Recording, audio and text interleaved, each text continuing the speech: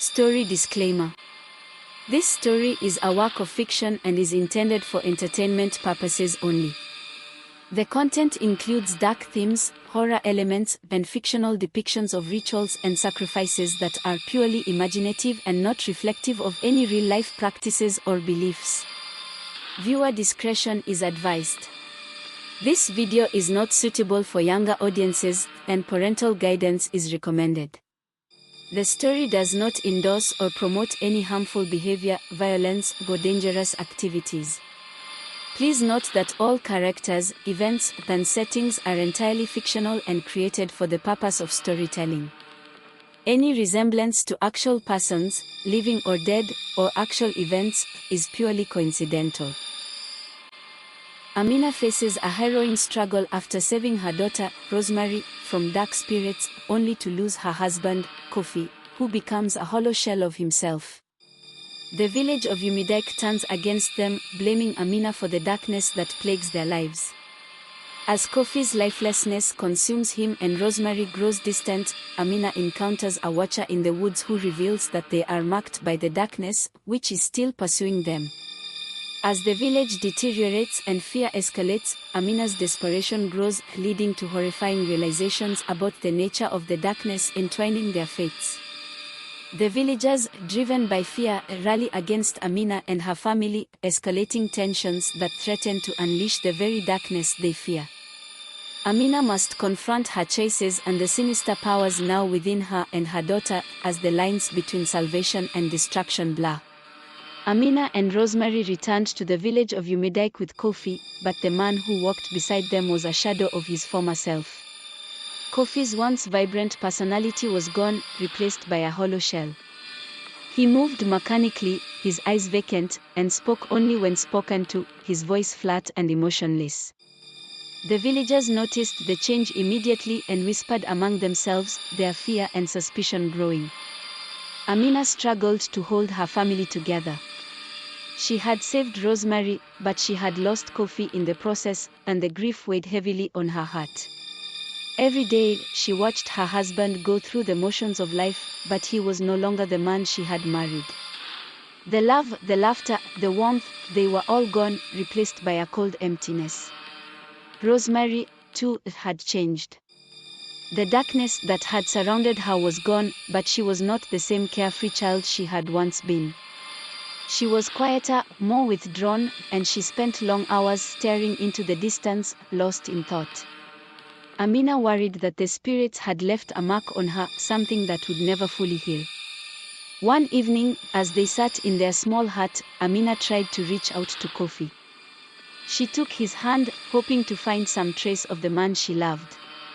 "Kofi," she whispered, "are you still in there? Can you hear me?" Kofi turned to look at her, but his eyes were empty, devoid of the spark that had once made him who he was. "I am here," he said, but the words were hollow, without meaning. Amina's heart broke all over again. She had saved Rosemary, but at the cost of losing Kofi forever. She had traded one darkness for another, and now she was trapped in a life she no longer recognized. As the days passed, Amina became more and more isolated. The villagers avoided her, afraid of the darkness they believed she had brought back from the forest. Even Rosemary, who had once been the center of Amina's world, seemed distant, as if she was slipping away into her own thoughts. One night, as Amina lay in bed unable to sleep, she heard a faint whispering coming from the corner of the room. She sat up, her heart racing, but there was nothing there, just the shadows dancing on the walls. But the whispering continued, growing louder, until it filled the room with a sinister, hissing sound. Amina covered her ears, trying to block it out, but the voices were inside her head, and they wouldn't stop. "They are coming for you," the voices whispered. "The darkness is not finished with you." Amina's blood ran cold. The spirits had taken Kofi's soul, but now it seemed they were not done. They were still watching, still waiting, then Amina knew that the nightmare was far from over. The days turned into weeks, and Amina's life in Umudike became increasingly unbearable. Kofi's hollow presence haunted their home, and Rosemary grew more distant with each passing day. The villagers' whispers grew louder, their fear and mistrust turning into open hostility. Amina could feel the weight of their stares whenever she walked through the village, and she knew they blamed her for the darkness that had descended upon them. One evening, as the sun dipped below the horizon and the shadows began to lengthen, Amina decided to take a walk to clear her mind. She needed to escape the suffocating atmosphere of the village, even if only for a little while. She walked towards the edge of the forest, the place where everything had begun.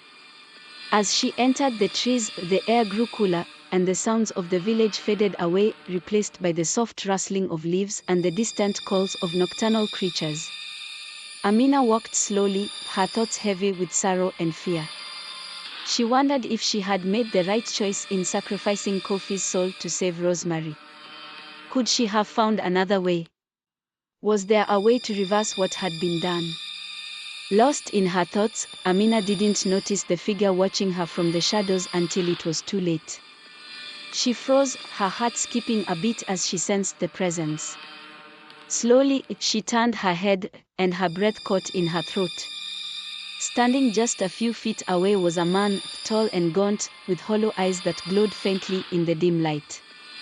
His face was gaunt, his skin stretched tight over his bones, and his clothes hung in tatters.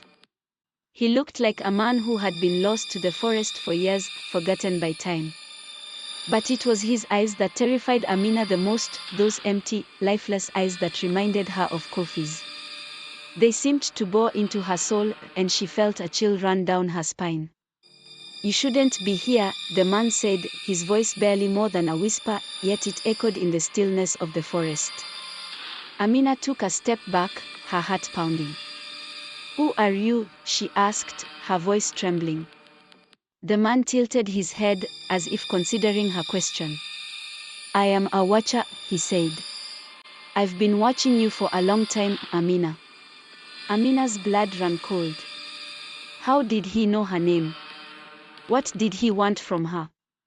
"You made a terrible bargain," the watcher continued, his voice filled with a strange mixture of pity and malice.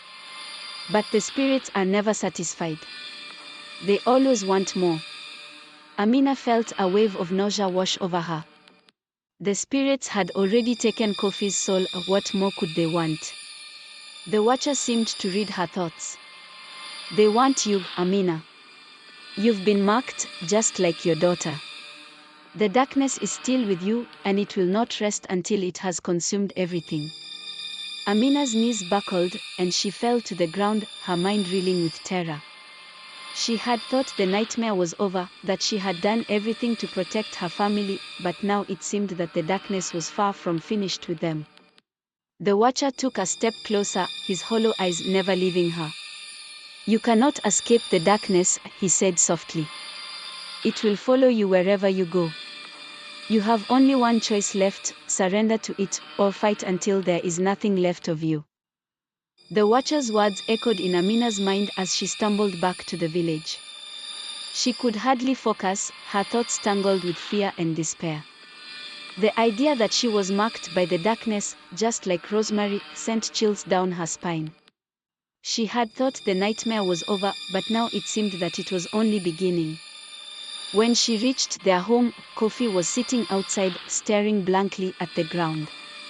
His lifeless eyes didn't flicker as she approached, and Amina felt a stab of sorrow at the sight of him. She wanted to hold him, to comfort him, but she knew that whatever part of Kofi had once loved her was gone, taken by the spirits. Inside, Rosemary was sitting quietly, her small hands wrapped around a wooden doll. She looked up when Amina entered, her dark eyes filled with an unsettling calm. Amina knelt beside her, trying to push aside the fear that gnawed at her insides. "Rosemary, are you feeling all right?" Amina asked, her voice trembling. Rosemary nodded slowly. "I'm fine, Mama. The spirits aren't bothering me anymore." Amina's heart ached at the innocence in her daughter's voice. She wanted so desperately to believe that everything was fine, but the watcher's words had planted a seed of doubt in her mind. If she was truly marked by the darkness, then what did that mean for her and her daughter? As the days passed, strange things began to happen in the village. The crops withered and died, and the livestock grew sickly and weak. The villagers began to whisper more than ever, their fear and suspicion turning into open hostility. They blamed Amina and her family for the misfortune that had befallen them, and the once tight-knit community began to turn against them. One night, as Amina lay awake in bed, she felt a strange sensation on her skin. She sat up and looked down at her arms, gasping in horror at what she saw. Dark, swirling patterns were etched into her flesh, twisting and turning like living shadows. The marks burned as if they were alive, pulsing with a sinister energy that filled her with dread. She rushed to the mirror and saw that the marks were not confined to her arms, they covered her entire body, dark tendrils wrapping around her like chains. She could feel the darkness inside her, growing stronger with each passing moment, threatening to consume her entirely. Panic surged through her, and she ran to Rosemary's room, desperate to see if her daughter was affected as well. But when she entered the room, she found Rosemary standing in front of the mirror, her eyes glowing with an eerie light. "Mama," Rosemary said in a voice that was not her own, "the darkness is part of us now. You can't run from it." Amina's heart raced as she watched her daughter's reflection. The voice that spoke was cold and ancient, filled with a power that Amina didn't recognize. She backed away, her mind spinning with terror. "What do you mean, Rosemary?" Amina whispered, her voice shaking. Rosemary turned to face her, and for a brief moment, Amina saw something in her daughter's eyes, something ancient and malevolent, something that had been waiting for this moment. The darkness inside Rosemary was awake, and it was speaking through her. "You've been chosen, Mama," Rosemary said, her voice still not her own. "The darkness is our destiny. We belong to it now." Amina's blood ran cold. The Watcher had been right, the darkness was not done with them. It had marked them both, and it was only a matter of time before it consumed them completely. As the strange occurrences in Umudike grew worse, the villagers' fear transformed into hatred. They whispered of curses and dark forces, and the rumors quickly spread that Amina and her family were the cause of all the suffering. The once friendly neighbors began to avoid them, glaring with suspicion and muttering under their breaths whenever they passed by. Amina noticed the change, and it filled her with dread. She knew that the darkness was spreading, infecting not just her and Rosemary but the entire village. The marks on her skin were a constant reminder that the spirits were still watching, still waiting. Each day, the patterns grew darker, more intricate, and the burning sensation in her skin intensified. One morning, as Amina ventured to the village market, she noticed that people were moving away from her, their eyes filled with fear. She tried to buy some food, but the vendor refused to serve her, crossing himself and mumbling a prayer under his breath. "Please," Amina pleaded, her voice cracking with desperation. "I need food for my family." But the vendor shook his head, backing away. "You bring evil upon us," he said, his voice trembling. "Leave this place, witch, before you doom us all." Amina's heart sank. She had never felt so alone, so isolated. The villagers who had once been her friends now looked at her with hatred, as if she were a monster. And perhaps she was, after all, the darkness was inside her, and it was growing stronger every day. When Amina returned home, she found Kofi sitting in his usual spot, staring blankly at the wall. His presence was a constant reminder of the price they had paid, and it filled her with a deep sorrow. Rosemary was in her room, playing quietly with her doll, but Amina could sense the darkness in her daughter as well, lurking just beneath the surface. That night, as the family sat down to eat, they heard a commotion outside. Amina's heart raced as she went to the window and saw a group of villagers gathering outside their home, holding torches and pitchforks. Their faces were twisted with anger, and they shouted accusations at the house. "Witch! Curse bringer! You've brought this darkness upon us." Amina's blood ran cold. She knew that the villagers had finally turned against them, and there was no reasoning with them now. They had come to drive her and her family out, or worse. Kofi, still in his hollow state, remained seated, his expression unchanged. But Rosemary looked up at Amina, her dark eyes filled with an unsettling calm. "Mama, they're afraid of us," Rosemary said softly. "But the darkness will protect us." Amina felt a surge of panic. She knew that the darkness was powerful, but she didn't want to unleash it on the villagers. They were innocent, driven by fear and ignorance, but still, she couldn't let them harm her family. As the villagers began to advance on the house, shouting and waving their torches, Amina felt the marks on her skin begin to burn with a fierce intensity. The darkness inside her stirred, responding to the threat, and she knew that she was losing control. She had only one choice: to protect her family. She would have to surrender to the darkness completely. The villagers' shouts grew louder, and Amina could feel the heat from their torches even from inside the house. The walls seemed to close in around her, suffocating her with the weight of impending doom. She knew that she had to act quickly, or they would be overrun. But the thought of giving in to the darkness terrified her. "Mama, we can't let them hurt us," Rosemary whispered, her voice eerily calm. "Let the darkness help us."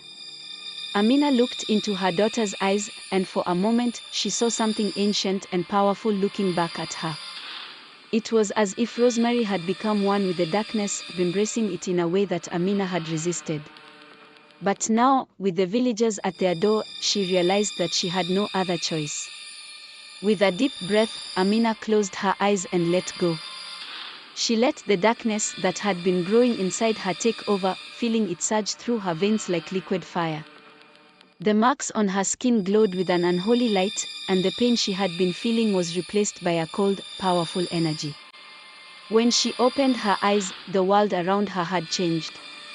The colors were sharper, more vivid, and she could see the auras of the villagers outside, pulsing with fear and anger.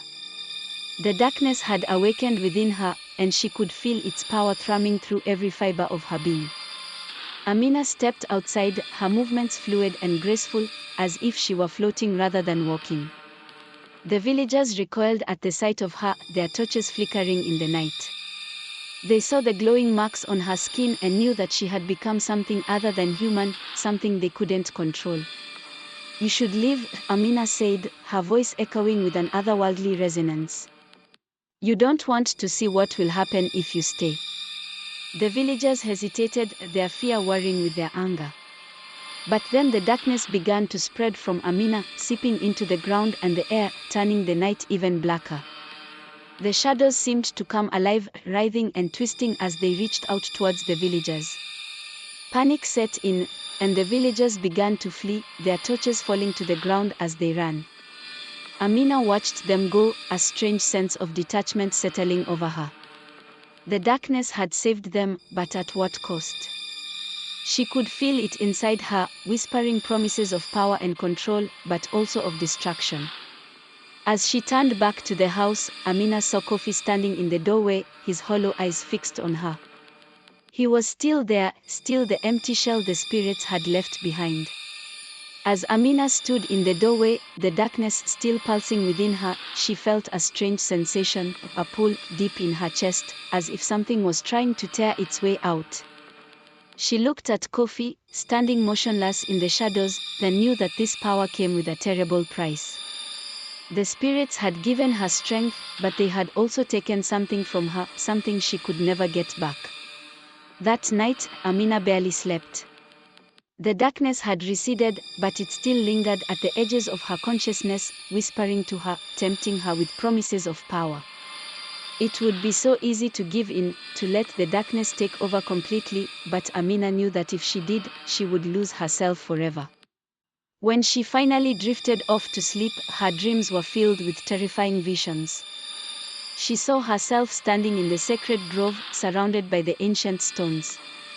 The marks on her skin glowed with an unearthly light, and the shadows writhed around her like living things.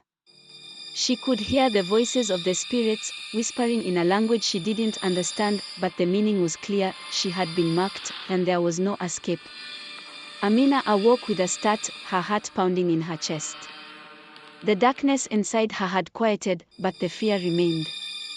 She knew that the spirits were not finished with her, and that the power they had given her came with a price she was not yet fully aware of. The next morning, Rosemary was waiting for her in the kitchen, her dark eyes filled with an unsettling calm. "Mama, the darkness is part of us now," she said softly. "We can't fight it." Amina's heart ached at her daughter's words. She had done everything she could to protect Rosemary, but it had not been enough. The darkness had taken root in both of them, and there was no going back. But Amina was not ready to give up, not yet. "We can't let it control us," Amina said, her voice trembling. "We have to find a way to stop it."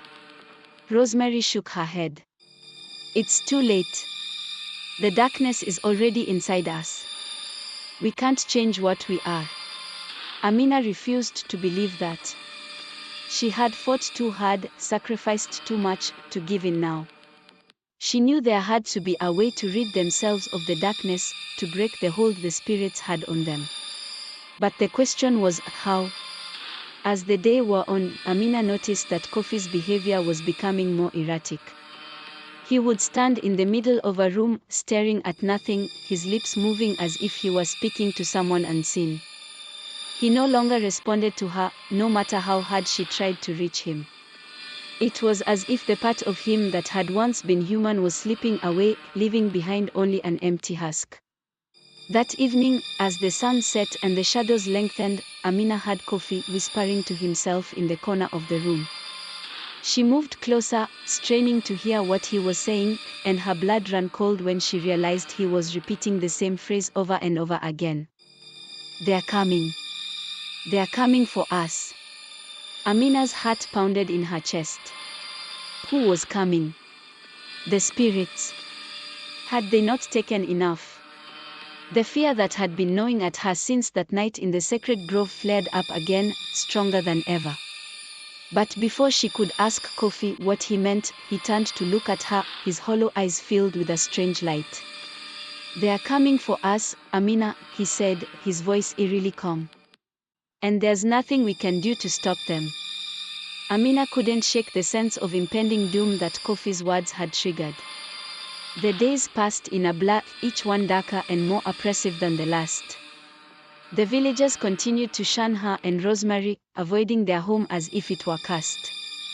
The air was thick with tension, and Amina could feel the darkness growing stronger, as if it were feeding on the fear and hatred that surrounded them. One night, as a storm brewed on the horizon, Amina found herself staring out the window, watching the clouds roil and churn.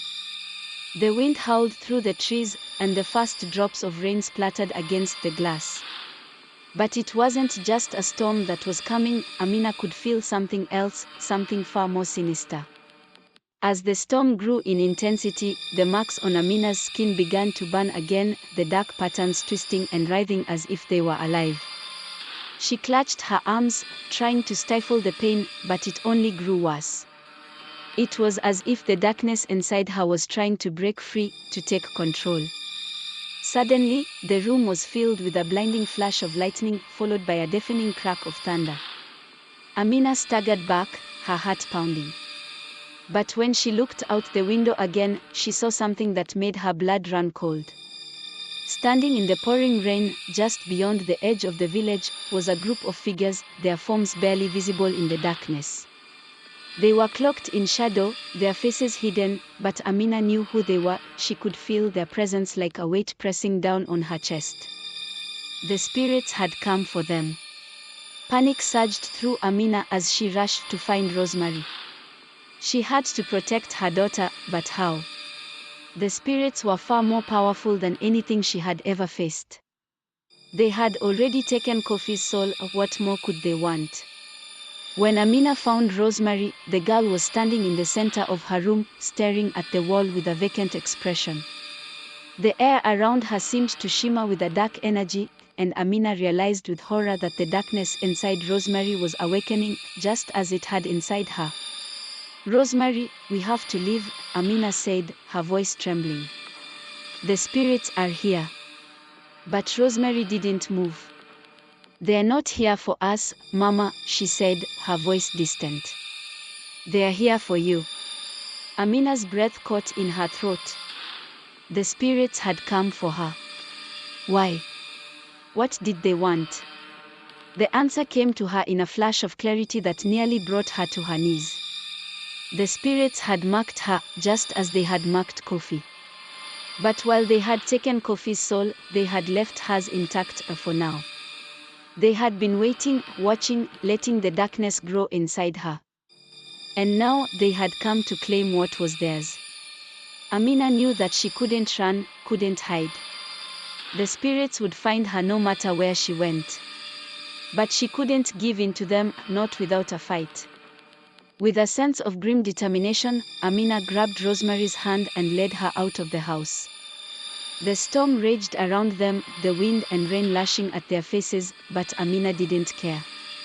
She was beyond fear now, she was ready to face whatever awaited her. As they stepped into the darkness, Amina could feel the spirits closing in, their presence like a cold hand on her heart. The time had come for her to face her destiny, to confront the darkness that had been growing inside her. But what she didn't realize was that the darkness had one more surprise in store, one final, devastating twist that would change everything. Will Amina survive the devastating twist? Join us on the next episode to find out.